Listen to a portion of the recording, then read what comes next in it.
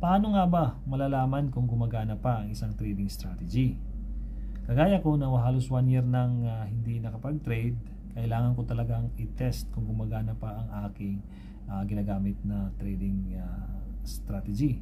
So, paano ito gawin? All you have to do is to backtest. So, ano nga ba yung backtesting? Ang backtesting ay to go to the chart of that particular stock and then go back in time and then i-perform yung strategy by looking at kung mayroong entry at exit signal at kung mas lamang ba yung panalo kaysa talo. So, ganun yun.